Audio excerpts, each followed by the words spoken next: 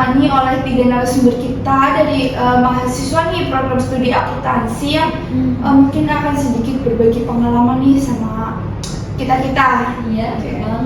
Mungkin langsung aja kita kenal dulu kali ya Kak. Oke, kenalin, aku Tari, aku berasal dari Nusa Tenggara Timur, tepatnya Labuan Bajo. Jauh banget. Iya. NTT ya Kak? Iya, NTT.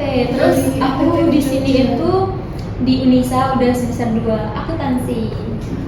Halo, aku Sufi, aku dari Jogja, aku Marwa. Akuntansi. Aku juga semester 2. Halo semuanya, kenalin aku Akil.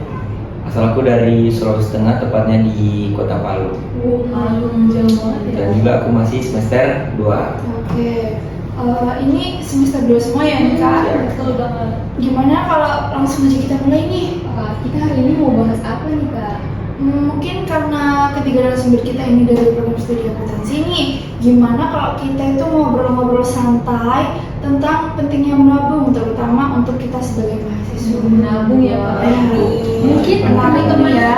Mungkin teman-teman sama kakaknya juga ngira ya, anak akuntansi tuh wah yang paling Jagonya menabung nih, anak akuntansi. Sebenarnya enggak, teman-teman. Sebenarnya ya anak akuntansi itu sama aja sama kayak yang lain itu kayak masih struggle gitu. Menurut kalian nih, seberapa penting sih menabung itu untuk kehidupan sehari-hari, terutama untuk mahasiswa seperti kalian? Kalau aku sendiri nih ya, apalagi kita kan program studi akuntansi ya, pasti kita harusnya udah paham sama cash flow gitu ya. Kita sebagai mahasiswa itu pasti ada kebutuhan-kebutuhan mendadak gitu ya Kak, kayak tiba-tiba laptop mati, HP rusak atau apa, jadi kita harus buat namanya dana darurat ini gitu Kak. Selain itu kita bikin kayak gitu juga buat disiplin buat masa depan kita. Oke, berarti menurut Kak Silvi ini menabung itu untuk membuat dana darurat. Oke. Iya, mungkin kalau dari aku ya, menabung tuh kalau dari aku ya udah kita nyimpen duit buat kebutuhan atau keinginan yang ingin kita butuhin ke depannya mungkin ya. Mungkin itu buat jalan-jalan atau mungkin ada barang atau sesuatu yang pengen dibeli gitu kan. Jadi kayak nabung itu cuman untuk Ya Ya udah aja nyimpen gitu duit, ya. soalnya ke depan. Tapi kadang juga ya udah nggak nyampe gitu. kayak Kesampaian. oh iya. Dari aku sih ya Kak, pandangan aku tentang nabung itu bukan cuma sekedar untuk disimpan ke dana darurat. Aku yang sebagai anak perantau yang uang sakunya itu 2 juta, itu udah bayar kos 700, nah sisanya itu kan 1.300.000. Nah aku tuh pandanganku itu tentang menabung itu kayak sebenarnya aku kan suka traveling, jadi menurutku nabung itu cara kita untuk spend money untuk mencapai goals kita. Kayak aku jalan-jalan, jadi aku nyimpen duit gimana caranya 1 juta itu aku simpan untuk bisa jalan-jalan kemana ke tempat yang belum aku ketemui gitu. Ya gitu, jadi ya untuk pandanganku sih nabung itu penting banget untuk gimana cara aku capai goals aku di akhirnya. Oke, berarti kalau menurut Kak Tali itu budget 2 juta untuk mahasiswa itu cukup untuk menabung Kak? Wah, kalau itu mungkin kalau dari aku sendiri ya, kalau dari aku tuh kayaknya masih kurang gitu. Kurang nih. Ya jujur, karena Berapa nih? aku tuh per bulannya kan 4 juta ya, itu tuh udah termasuk biaya kos 1.400.000 dan sisanya itu mungkin ya udah buat keseharian aja kan, atau mungkin keperluan kos mungkin.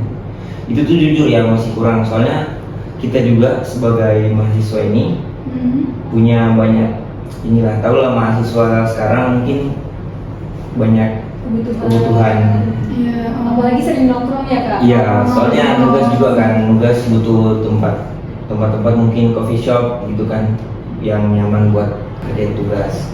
Kira-kira nih ada nggak sih tantangan tertentu pada saat kalian menabung sebagai mahasiswa? Tentunya banyak sekali godaan-godaannya ya. Teman-teman, Kak. Dan bagaimana sih cara kalian mengatasi tantangan tersebut?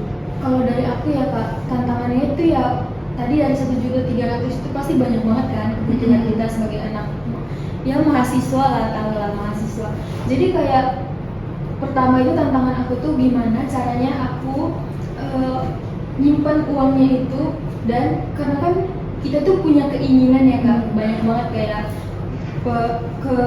pembelian gitu, kayak COD di Shopee apa gitu, terus banyak lah beli-beli hal-hal yang kita ngerasa itu sebenarnya nggak penting, cuma ya kita mau aja. Nah, jadi gimana cara kita nahan hasrat kita untuk nggak beli barang-barang yang mungkin nggak penting tapi ya kita mau aja. Nah, dari aku itu cara ngatasinnya itu di awal di 1 juta tadi itu aku langsung nyimpan ke investasi. Nah, investasi aku tuh berupa emas. Kenapa emas? Karena menurut aku emas itu paling kurang bisa diliquid Kak. Jadi aku punya efek psikologis yang kayak aduh sayang dan males gitu untuk kalau uang tunai kan gampang kan kita beli apa apalagi sekarang kan ya scan aja sana sini scan aja, jadi nggak ada bedanya ya pegang cash atau nggak pegang cash gitu. Kalau di ATM pun ya percuma, jadi ya aku tuh tips dari aku tuh cara ngatasinnya aku langsung bekuin jadi emas. Oke, berarti kalau Kak Tari itu menabungnya itu dari uang terus dibentuk ke investasi emas. Oke. Iya, mungkin kalau dari aku sendiri nih ya, tantangan aku tuh selama nabung ya mungkin tantangannya tadi itu selain dari mungkin nugasnya di coffee shop atau mungkin apa, pastinya aku tuh kayak tiap minggu mungkin ya kita pastinya ini ya ada self reward mungkin. Self reward. Maklum ya Gen Z itu dikit-dikit self reward kan, nongkrong ya Pak. Apalagi kalau misalnya mungkin ada ajakan nge-mall ataupun itu ya pasti ya kalau di mall tuh pasti ya kalau nggak nonton ya udah nyari barang aja di mana mungkin gitu.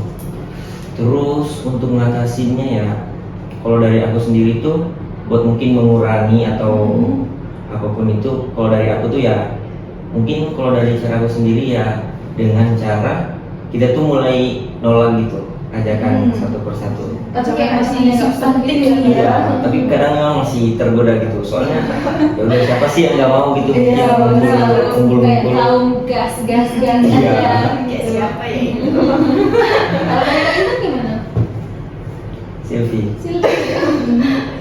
Kalau aku sendiri ya itu tantangannya sama kayak Kak Akil, kayak aku sendiri sebagai warlock ya pasti diajak nongkrong sama teman kampus, teman SMA gitu ya. Terus ya betul kayak Kak Akil juga tadi bilang kayak self reward ya, kayak kita dikit-dikit aduh udah bisa ini ngerjain ini selesai ini mau self reward iya mau beli ini beli itu, lama-lama uang nipis. Terus kalau menurut aku ya cara mengatasinya itu kayak misal dari awal kita dikasih uang itu dari orang tua, kita itu langsung pisah-pisahin. Misal kayak uang makan nanti kita taruh di ATM ini. Kebetulan aku punya beberapa ATM, jadi aku bisa pisahin gitu ya. Jadi kayak uang makan aku taruh ATM ini, uang buat yang kebutuhan kampus aku taruh sini, terus nanti sisahin buat yang menabung. Nanti kalau itu kita harus cari yang bisa mengunci saldo gitu loh Kak, kayak auto apa gitu.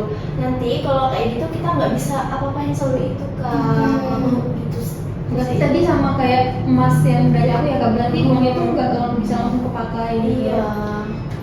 Oke, mungkin dari Kak Silvi itu minim tantangan ya, mungkin karena Iya, terstruktur punya aset itu. terus juga karena warlock nih nggak butuh kayak kos lah apalah gitu. Jadi Mungkin langsung pulang balik ke rumah. mungkin tantangannya cuma nongkrong nih sama teman-teman self reward nih. Banget sih. Mungkin banyak orang yang bilang itu sulit untuk konsisten menabung. Menurut teman-teman nih, gimana sih cara agar dapat konsisten dalam menabung? Ya kayak aku tadi bilang ya, kayak kita itu jangan nunggu sisa gitu loh. Kayak kita masa harus nunggu menabung itu dari uang sisa bulanan kita. Kalau misal uangnya sisa 5.000, masa kita harus menabung 5.000 dalam waktu 1 bulan, kayak itu kita dalam sehari cuma dapat berapa gitu. Jadi mending kita kasih pisah dulu dari awal kita dapat uang gitu sih. Langsung distrukturin gitu ya Kak. Ya, tapi kalau dari aku ya jujur iya emang susah gitu buat nabung. Soalnya tadi kata Kak Silvi kayak nabung, mungkin kebanyakan orang nabung tuh dari hasil sisa uang bulanannya, termasuk aku sendiri. Nah tapi kadang di aku tuh biasanya walaupun aku nunggu sisa uang bulan ini habis, itu kadang nggak nyampe gitu kan, nggak nyampe akhir Berarti banyak nggak akhir sisa bulan. ya? Iya nggak sisa. Sisa Malah nih. mungkin di akhir bulan seperti tanggal 25 atau 26 itu mungkin aku tuh udah minta lagi atau Aduh, minta telepon lagi. lagi. lagi Iya. sama orang tua minta lagi. Berarti 4 juta itu belum cukup ya untuk Jujur sih akhir. belum ya. Soalnya mengingat kita kan di Jogja ya. Jogja ini sekarang lagi marak-maraknya coffee shop gitu. Jadi Iya. mungkin Lagi tren-trennya banget iya itu lagi banyak banget coffee shop. Berarti kayak akhir ini konsumsinya itu kayak inklusif ya? Iya, inklusif. Kalau dari aku ya kak, gimana cara kita untuk stay ke depannya itu, kita tuh harus ada komitmen sama tujuan ke depannya. Nah, Punya goals. Iya, punya goals tentunya. Kayak aku tadi suka jalan-jalan. Nah, gimana cara aku nyimpan duit itu? Pokoknya aku pikirannya kayak, oh ini uangnya itu untuk disimpan.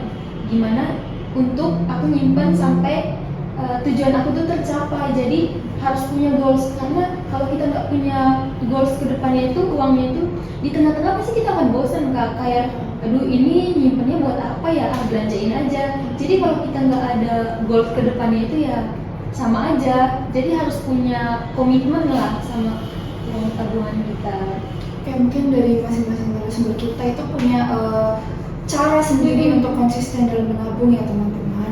Kalau untuk terakhir nih kak, boleh nggak sih minta sedikit tips singkat dari masing-masing narasumber kita, cara untuk teman-teman yang ingin mulai rajin menabung nih, caranya yang pertama gimana nih? Oke, dari aku sih kak, tipsnya itu pasti yang pertama tadi harus punya goals ke depannya.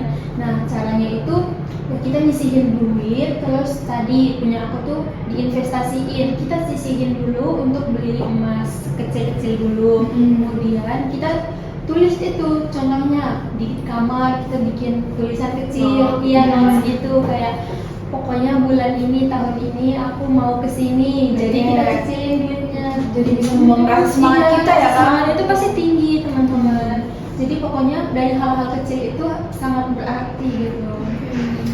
Dan juga ya kalau mungkin dari aku sendiri tipsnya ya, walaupun aku sendiri mungkin masih kadang Masih suka kurang aja Iya. ya kan? Ya, aku setuju sama pendapatnya Kak Tari tadi tuh. Yang pastinya kita harus punya goals dulu ke depannya buat apa. Terus juga seperti yang aku udah sampaikan tadi, mungkin sudah mulai ditahan-tahan atau mungkin jangan dulu nongkrong terlalu sering gitu ya, buat supaya nggak terlalu banyak pengeluaran. Iya. Berarti kalau dari Kak Alvin ini tipsnya itu kurang-kurangin nongkrong gitu Iya, ya, kurang-kurangin. rajin menabung. Terus juga mungkin kayak barang yang seperlunya ini tidak penting mungkin jangan dibeli dulu. Kayak memisahin mana kebutuhan sama Iya, keinginan. mana kebutuhan sama Iya, keinginan. tentunya soalnya kita kadang nggak sadar lapar Iya. mata ya Iya, Kak. lapar mata. Padahal itu sesuatu yang nggak penting tapi kita beli gitu loh. Dengan iming-iming self reward. Iya, itu.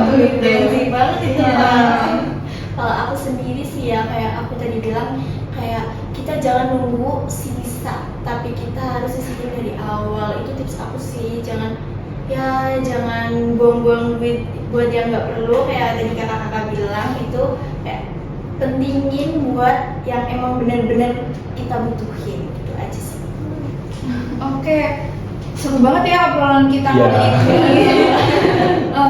Tentunya semoga bermanfaat untuk teman-teman semuanya. Dari diskusi kita kali ini kita jadi tahu tuh bahwa menabung itu bukan soal mengelola keuangan, tetapi tentang membangun kebiasaan mengelola keuangan dengan baik Iya. dengan cara menyisihkan sedikit demi sedikit nih secara rutin, tetapi kita jadi bisa mengelola keuangan itu dengan bijak.